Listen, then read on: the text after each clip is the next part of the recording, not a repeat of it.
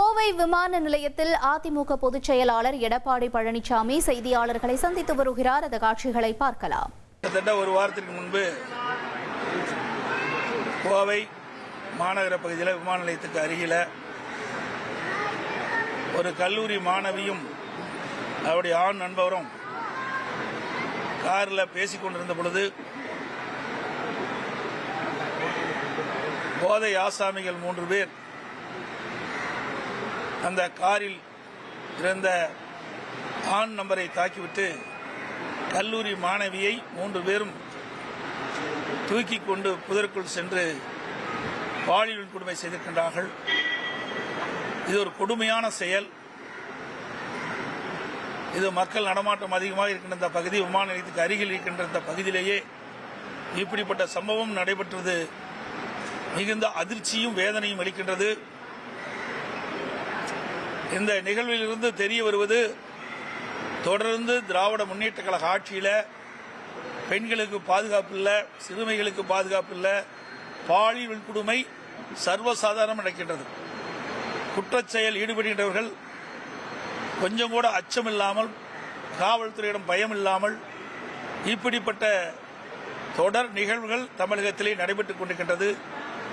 அரசாங்கம் இருக்கின்றதா என்ற ஒரு கேள்வி மக்களிடத்தில் எழுப்பி இருக்கிறது. தமிழகத்தில் சட்ட ஒழுங்கு அடியோடு சீர்கெட்டு விட்டது என்பது இந்த நிகழ்வு மூலமாக தெரிய வருகிறது. அதோடு நேற்றைய தினம் விழுப்புரம் மாவட்டம் திண்டிவனத்தில் ஒரு மாணவனும் மாணவியும் காதலித்து அவள் அந்த பகுதியிலே இருந்து கொண்டிருந்த பொழுது காவலர்கள் அவளை விசாரித்து அந்த மாணவனை அனுப்பி வைத்துவிட்டு அந்த மாணவியை பாலியல் கொடுமை செய்திருக்கின்றார்கள். இன்றைக்கு காவல்துறை மக்களுக்கு பாதுகாப்பு அளிக்க வேண்டும். அதுக்கு மாறாக இப்படிப்பட்ட பாலியல் கொடுமை ஈடுபடுவது மிக மிக கொடூரமான செயல். இந்த ஆட்சியில் பெண்களுக்கு பாதுகாப்பு இல்லை என்பது தெல்ல தெளிவாக தெரிகின்றது. இதேபோல் திருவண்ணாமலையிலும் இப்படிப்பட்ட ஒரு நிகழ்வுகள் காவல்துறை காவலர்களால் ஏற்பட்ட சம்பவம் மறைவதற்கு முன்பாகவே இப்படிப்பட்ட சம்பவம் விழுப்புரத்தில் ஏற்பட்டிருக்கின்றது. தமிழகத்தில் காவல்துறை ஒன்று இருக்கின்றதா, அப்படியே அது இருந்தாலும் மக்களுக்கு பாதுகாப்பு கொடுக்கின்றதா என்ற நிலைதான் இன்றைய தினம் இந்த ஆட்சியிலே பார்க்கப்படுகிறது. தூத்துக்குடியிலே சமூகத்துறை அமைச்சர் ஒரு நிகழ்ச்சியிலே பங்கு பெற்று பேசுகின்ற பொழுது ஒரு கருத்தை தெரிவித்திருக்கின்றார்கள். திராவிட முன்னேற்ற கழக ஆட்சியில் 6999 சிறுமிகள் பாலியல் வன்கொடுமைக்கு ஆளாக்கப்பட்டதாக திமுக அமைச்சர் சமூகத்துறை அமைச்சரே தெரிவித்திருக்கின்றார். அதற்கு 104 கோடி ரூபாய் நிவாரணம் கொடுத்ததாக அறிவித்திருக்கின்றார். எவ்வளவு ஒரு மோசமான செயல்! பாலியல் வன்கொடுமையை தடுத்து நிறுத்தத்திற்கு திராணியற்ற அரசாங்கம் திமுக அரசாங்கம் என்பது இதிலிருந்து தெரிகிறது. 6999 சிறுமிகள் இன்றைக்கு பாலியல் வன்கொடுமைக்கு ஆளாக்கப்பட்டு என்று சொன்னால் இந்த அரசாங்கம் எப்படி செயல்படுகின்றது என்பதை நாம் எண்ணி பார்க்க வேண்டும். ஒரு திறமையற்ற முதலமைச்சர், பொம்மை முதலமைச்சர் தமிழகத்தை ஆண்டு கொண்டிருக்கின்ற காரணத்தினாலே அவரிடத்திலே காவல்துறை இருந்தும் சரியான முறையில் நடவடிக்கை எடுக்காத காரணத்திலே இன்றைக்கு இப்படிப்பட்ட நிகழ்வுகள் தொடர்ந்து சிறுமிகளுக்கும் பெண்களுக்கும் அநீதி இழைக்கப்படுகின்றது. இப்படி கொடுமையான பாலியல் வன்கொடுமைகள் நடந்து கொண்டிருக்கின்றன. இந்த அரசு இருக்கின்ற வரை பெண்களுக்கும் பாதுகாப்பு இல்லை, சிறுமிகளுக்கும் பாதுகாப்பு இல்லை. கடந்த 50 மாத திராவிட முன்னேற்ற கழக ஆட்சியில் சுமார் 6400 கொலைகள் நடந்திருக்கின்றன. மிக மிக அதிர்ச்சி அளிக்கக்கூடிய ஒரு சம்பவம். தமிழகத்தில் சட்ட ஒழுங்கு அடியோடு சீர்குலைந்து விட்டது என்பதற்கு இதுவே ஒரு உதாரணம். இன்றைக்கு குற்றச்செயல் ஈடுபடுகின்றவர்கள் காவல்துறையில் மீது இருக்கின்ற பயம் என்ற உணர்வே இல்லாமல் போய்விட்டது. அதுக்கு காரணம் தமிழகத்தில் போதைப்பொருள் நடமாட்டம் அதிகரித்து இந்த போதை ஆசாமிகளால் தான் கொலை, கொள்ளை, திருட்டு, வழிப்பறிவு, பாலியல் கொடுமை தினந்தோறும் தமிழகத்தில் நடந்த வண்ணம் இருக்கின்றது. அது தொலைக்காட்சியிலும் பத்திரிகையிலும் இந்த செய்திகள் தொடர்ந்து வந்து கொண்டிருக்கின்றன. அதே போல இப்படிப்பட்ட சூழ்நிலையில் கூட தமிழகத்தில் முறையாக டிஜிபி நிரந்தர டிஜிபி நியமனம் செய்யப்படவில்லை. நான் பலமுறை சட்டமன்றத்திலும் தெரிவித்திருக்கின்றேன், தொலைக்காட்சியின் வாயிலாக தெரிவித்திருக்கின்றேன், ஊடகத்தின் வாயிலாகவும் பத்திரிகை வாயிலாக தெரிவித்திருக்கின்றேன், அறிக்கையின் வாயிலாக வெளிப்படுத்தியிருக்கின்றேன். இந்த அரசு தங்களுக்கு வேண்டப்பட்டவர் ஒருவர் டிஜிபியாக வர வேண்டும் என்ற அடிப்படையில் தான் அவர்கள் இதுவரை நிரந்தர டிஜிபி நியமிக்கப்படவில்லை. ஒரு டிஜிபி ஓய்வு பெறுவதற்கு 3 மாதத்திற்கு முன்பாகவே அவர்கள் தகுதியான டிஜிபி பட்டியலை மத்திய பணியாளர் தேர்வாணையத்துக்கு அனுப்பப்பட்டு யுபிஎஸ்சிக்கு அனுப்பப்பட்டு அது பரிசீலிக்கப்பட்டு 3 பேர் மாநில அரசுக்கு அனுப்பப்பட்டு அந்த 3 பேர் ஒருவரை தேர்ந்தெடுக்க வேண்டும். இதுதான் முறை. ஆனால் அந்த முறையெல்லாம் இந்த அரசாங்கம் கடைபிடிக்கல. உச்சநீதிமன்றம் வரைக்கும் போய் உச்சநீதிமன்றம் இன்னைக்கு விரைவாக தமிழகத்திலே நிரந்தர டிஜிபி நியமிக்கப்பட வேண்டும் என்று தீர்ப்பு வழங்கிய பிறகும் இன்னும் அந்த பணியை தொடரவில்லை. இப்பொழுது மத்தியில் இருக்கிற மத்திய யுபிஎஸ்சி மத்திய பணியாளர் தேர்வாணையம் 3 பேரை இன்றைக்கு தேர்ந்தெடுத்து அனுப்பியும் கூட இன்னும் டிஜிபி நியமிக்கல. இப்போ ஒரு தனிநபர் உச்சநீதிமன்றத்தில் இன்றைக்கு வழக்கு தொடர்ந்திருக்கிறார்.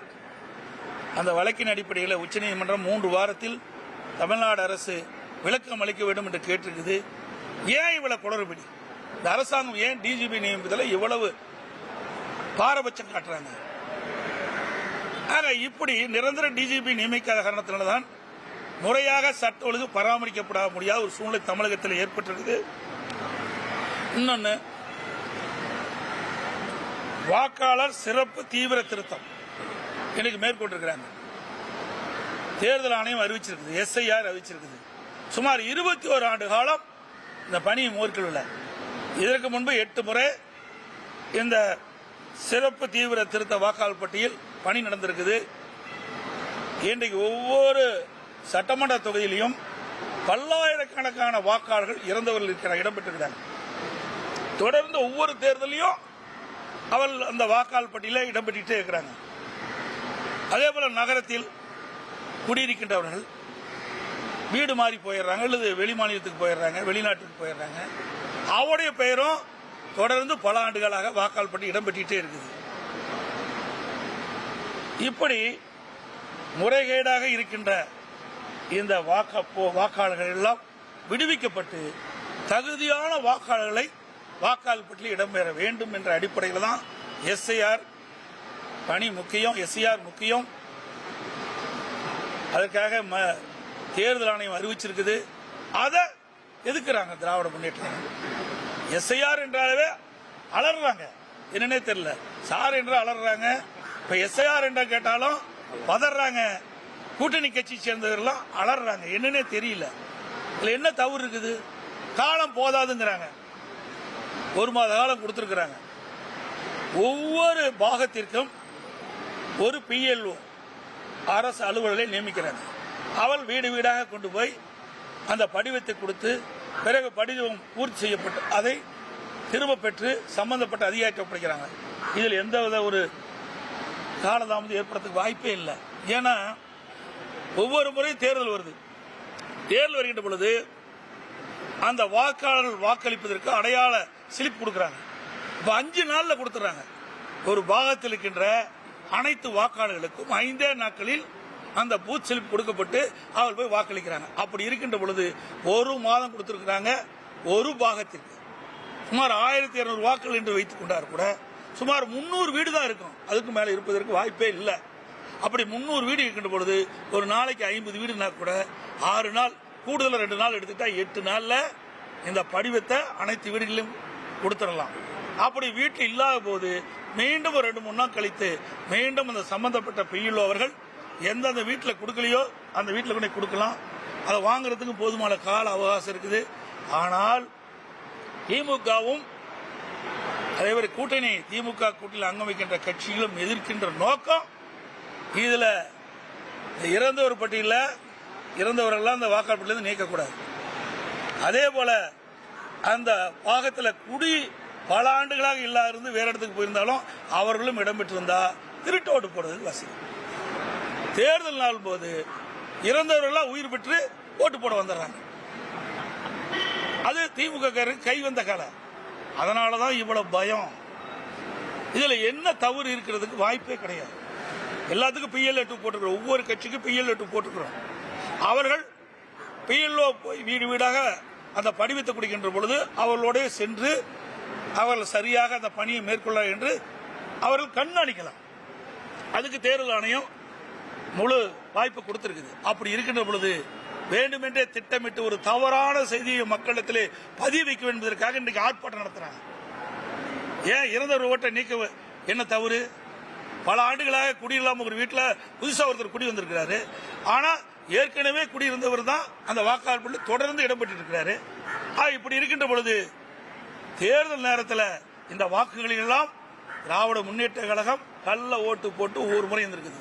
இன்னைக்கு ஒரு உதாரணத்துக்கு சென்னை மாநகராட்சி தேர்தல் நடந்தது. அப்பொழுது திருட்டோட்டு போட முயன்ற திராவிட முன்னேற்ற கழகத்தை சேர்ந்த ஒருத்தரை கையும் களமா பிடிச்சு எங்களுடைய கழக அமைப்பு செயலாளர் மரியாதைக்குரிய ஜெயக்குமார் அவர்கள் ஒப்படைச்சார் காவல்துறையிட்ட. அவர் மீது வழக்கு போட்டார். 15 நாள் சிறையில் இருந்தார்.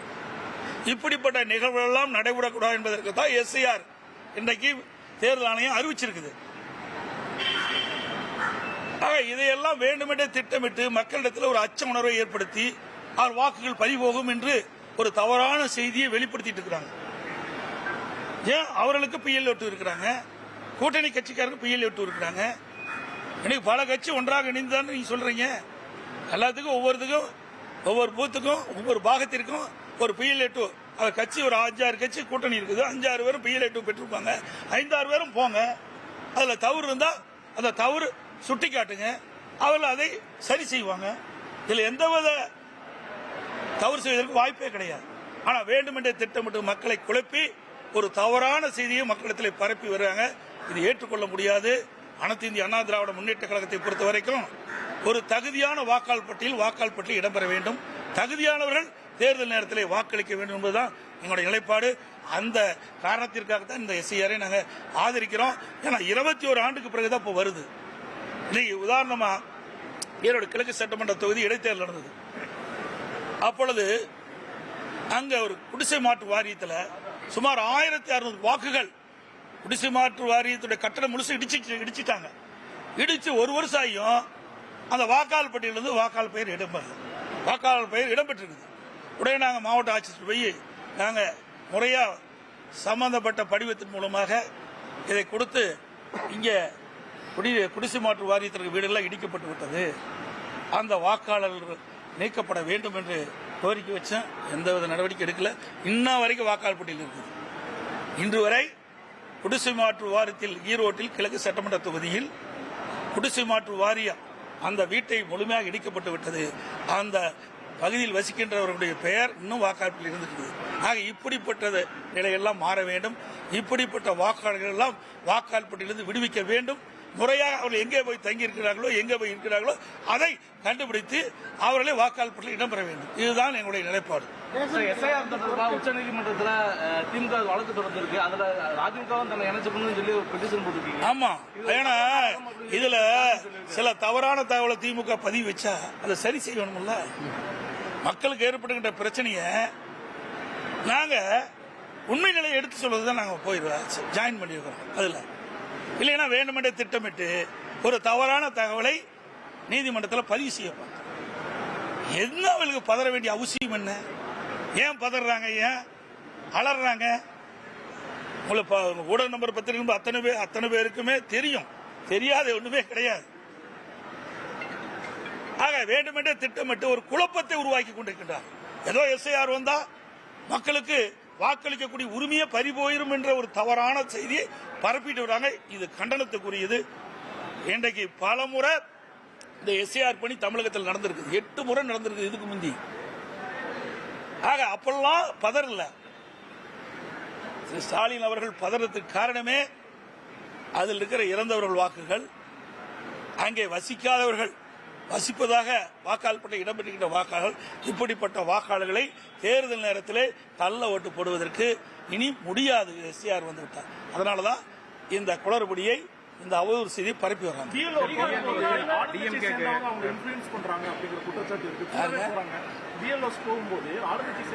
ஆமாமா, நிறைய போயிட்டு இருக்கிறாங்க. சில இடத்துல படிவத்தை அப்படியே ஒட்டுமொத்தமா வாங்கிக்கிறாங்க. அதைத்தான் நாளைக்கு நீதிமன்றம் வரும்போது அதையெல்லாம் நாங்க கருத்து தெரிவிப்போம். ஆக இல்லோவுடைய பணி அந்த ஒவ்வொரு வாக்காளருக்கும் அவர்கள் தான் அந்த வாக்காளர் படிவத்தை கொடுக்க வேண்டும். அதே போல பூர்த்தி செஞ்ச பிறகு அந்த பிஎல்ஓ தான் அதை பெற வேண்டும். இல்லாவிட்டால் இது உண்மையாக ஒரு வாக்காளர் பட்டியல் தயாரிக்க முடியாது. வேண்டுமென்றே திட்டமிட்டு இன்றைக்கு வேறு கட்சிக்கு வாக்களிக்கக்கூடியவர்களை திமுக வாக்களிக்க சரியா செஞ்சிருவாங்க. வேறு கட்சிக்கு வாக்களிக்கக்கூடிய வாக்காளர் இருந்தா அந்த படிவத்தை இவர்கள் வாங்கி அந்த தலைமையில கொடுக்க மாட்டாங்க, சம்பந்தப்பட்ட அதிகாரி கொடுக்க மாட்டாங்க, வாக்காளர் பட்டியல் இடம்பெறாத போயிடும். இது தவறு. எல்லா கட்சிக்கும் பொதுவானதான் நான் பேசுறேன். எங்க கட்சிக்கு மட்டும் ஆதரவா பேசல. உண்மையான வாக்காளர் பட்டியல் தயார் பண்ணுவேன். ஆகவே பிஎல்ஓ ஒவ்வொரு பாகத்திற்கும் ஒரு பிஎல்ஓ நியமிக்கிட்டு அவர்கள்தான் அந்த வாக்காளரை சந்தித்து அந்த தேர்தல் ஆணையம் கொடுக்கப்பட்ட அந்த படிவத்தை அந்த வாக்காளருக்கு கொடுக்கணும். அதில் பூர்த்தி செஞ்ச பிறகு அந்த வாக்காளர் பட்டியல் அவர்கள்தான் பெற்று சம்பந்தப்பட்ட அதிகாரி ஒப்படைக்க வேண்டும். விடுவிக்கிறதுல ரொம்ப காலதாமதப்படுத்தி வர்றதாகவும் களத்தில் மக்கள் நல பணிகள் செய்யறதுல கொஞ்சம் இழுபறி நிலை நீடிப்பதாகவும் ஒரு குற்றச்சாட்டு எப்படி பார்க்குறது? அதாவது அவர்கள் எப்பொழுதுமே வருடம் குறிப்பிட்ட காலத்தில் சட்டமன்ற தொகுதி மேம்பாட்டு நிதி விடுவிக்கிறதுல இந்த ஆண்டு சட்டமன்றத்தில் முதலமைச்சர் அறிவிச்சாரு. இனி ஜிஎஸ்டி இந்த சட்டமன்ற மேம்பாட்டு நிதியில் ஜிஎஸ்டி பிடிச்சுப்பாங்க, 18% பிடிப்பாங்க. அதை இனி அரசாங்கமே வழங்குன்னு சொன்னாங்க. இது வரைக்கும் இந்த ஜிஎஸ்டி விடுவிக்கல. நான் 2 நாளைக்கு முந்தைய ட்விட்டரில் நான் கொடுத்துருக்கிறேன். உடனடியாக இந்த அரசு அறிவித்தவாறு இந்த சட்டமன்ற தொகுதி மேம்பாட்டு நிதிக்கு ஜிஎஸ்டி விடுவிக்க வேண்டும் என்று கொடுத்துருக்கிறேன். இன்னும் அதுக்கு முறையா பதில் வரல. உங்களுடைய மகன் மருமகனுடைய தலையீடுகள் இருக்கு அப்படின்னு சொல்லி செங்கோட்டையில் குற்றம் சாட்டி இருக்கு. ஒரு நாளாவது நீங்க பாத்திருக்கீங்களா கோவையில? ஒரு நாளாவது நீங்க பாத்திருக்கீங்களா? இது வரைக்கும் யாராவது சொல்லியிருக்காங்களா? இங்கிருந்து பிரிஞ்சு பல பேர், அதாவது இங்கிருந்து நீக்கப்பட்டவர் போயிருக்கிறாங்க. அப்படி ஏதாவது குற்றச்சாட்டு சொல்லியிருக்காங்களா? அவருக்கு வேற குற்றச்சாட்டு கண்டுபிடிக்க முடியல. இந்த குற்றச்சாட்டு சொல்லியிருக்காங்க.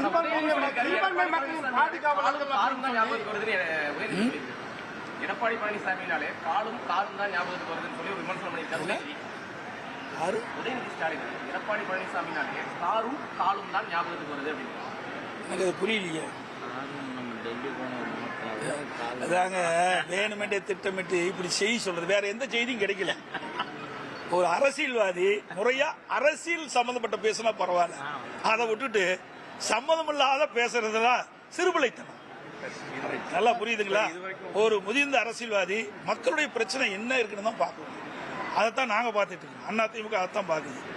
இப்ப கூட என்ன திராவிட முன்னேற்ற கழக தலைவரும் சரி, உதயநிதி ஸ்டாலின் சொல்றாங்க, எங்க ஆட்சி மீது ஏதாவது குறை சொல்ல முடிஞ்சுதா? சொல்லுங்க பார்க்கலாம். இது வரைக்கும் பல பேட்டியில கொடுத்திருக்கிறாங்க. அதிமுக ஆட்சியில என்ன குறைன்னு சொல்றாங்களா? சொல்லவே முடியாது. பாரதிய ஜனதாவோட எடப்பாடி பழனிசாமி கூட்டு வைத்து விட்டார். பாரதிய ஜனதாவோட அதிமுக அடிமையாகிவிட்டது. பாரதிய ஜனதா அலுவலகம் டெல்லியில இருக்கு. இப்படித்தான் சொல்ல முடியும். தெளிவா எங்களுடைய கூட்டணியில முடிவு எடுத்து அறிவிக்கப்பட்டு விட்டது. அதிமுகவும் பாரதிய ஜனதாவும் கூட்டணி பேச்சுவார்த்தை முடித்த பிறகு இன்றைக்கு இந்த செய்தியாளர் சந்திப்பில் மாண்புமிகு உள்துறை அமைச்சர் தெளிவுபடுத்தினார்.